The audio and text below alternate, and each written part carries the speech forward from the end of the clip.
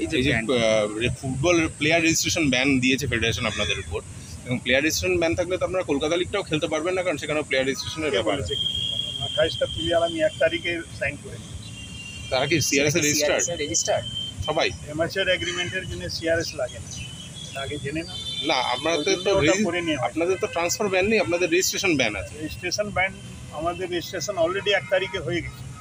আমরা সেটাই জিজ্ঞেস করছি, সেটা কি সিআরএস এর ডান হয়ে গেছে। আর বাদ বাকি যে এটা নতুন আরো 4-5টা যে প্লেয়ার নেওয়ার ব্যাপারটা ছিল সেটা আটকে গেছে। এটা আমরা ক্লিয়ার করলে হয়ে যাবে। আজকে চিঠি এসছে, এবারে ওর উপরে চিন্তা করছি কি করা যায়। ওটা দিয়ে দিলে যা পেমেন্ট, ওরা 23-24 লাখ টাকা পেনাল্টি মেরেছে। আমরা তো এটা জানতাম না।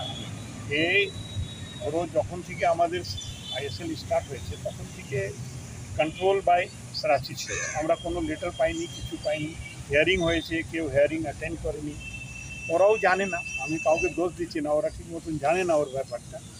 আর মেলটা ঠিক মতন দেখেনি, তার জন্য পেনাল্টির উপরে পেনাল্টি বেড়ে গেছে। 14 লাখ টাকা গিয়ে এখন 23,40,000। তো আপনারা কি ফেডারেশনকে একবার আবেদন করবেন না, যেহেতু হিয়ারিং আপনারা আজকে চিঠি দেবো, আজকে মেল করবো। আর যদি আমাদের একটু কনসিডার করে 1 সপ্তাহ 10 দিনের জন্য, তো রেস্ট যে অ্যামাউন্ট আছে ওটা দিয়ে দেবো। না, মানে যেটা আপনি বললেন যে মেইন ফাইনের অ্যামাউন্টটা 13-14 লাখ ছিল, সেটা বেড়ে 23-24 হয়েছে। কমানো যাবে। 3বার হিয়ারিং ডেট দিয়েছে, কেউ হিয়ারিং অ্যাটেন্ড করেনি। সেই চিঠি আপনাদের কাছে আসে। যে কোনো সংস্থার একটা নিজের প্রেস্টিজ আছে, ওরা প্রেস্টিজ ইস্যু নিয়েছে। না হলে 11 তারিখেই ও বাইন্ড করবে, 12 তারিখ উইন্ডো খুলছে। এটা প্রেস্টিজ ইস্যু হয়েছে, কিন্তু আমরা রিকোয়েস্ট করেছি, আবেদন তো করতেই পারি। এবারে মানা না মানা সেটা ওনাদের ব্যাপার আছে।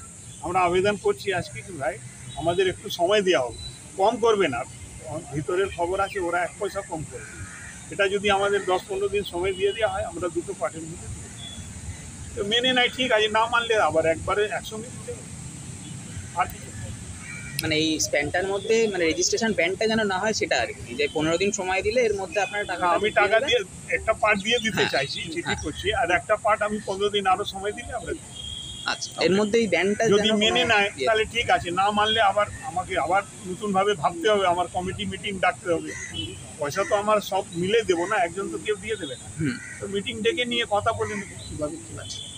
আর নতুন ইনভেস্টর নিয়ে কোনো চলছে, কথা চলছে। ওয়ান অফ দ্য ইনভেস্টর তো আছে। কি হচ্ছে না হচ্ছে পুরো খবরটা তুমি সবাই এজেন্ট থেকে একবারে প্রশ্নটা হয়ে যায়। হ্যাঁ, कोई नया इन्वेस्टर को लेके कोई नहीं चल रहा है, डिस्कशन चल रहे हैं हमारे। तो बट क्योंकि अभी तक कोई भी बहुत ज़्यादा फॉर्म डिस्कशन नहीं है, तो इसलिए अभी तक वो बाहर अभी तक नहीं आए हैं। But we are already in touch with 2-3 companies और वो चल रहा है। बहुत जल्दी प्रॉब्लम सॉल्व हो जाएंगी। We are very positive. पिछले साल का जो मतलब ड्यूज है सब प्लेयर्स एंड कोच फीफा में भी गए, तो उसको लेके क्या सोच रहे हो आप लोग? देखो, ज़्यादा उस बारे में कमेंट करना नहीं चाहते अभी। जितना ना Mohammedan, to be very honest, बहुत सारी न्यूज़ पहले से ही कवर कर रहे हैं, काफ़ी सारी कंट्रोवर्सीज चल रही है। अभी कुछ चीज़ों से हम अवॉइड करना चाहते हैं। जब चीज़ें पॉजिटिव आएंगी आपको सारी इन्फॉर्मेशन बहुत डिटेल में भी मिल जाएंगी।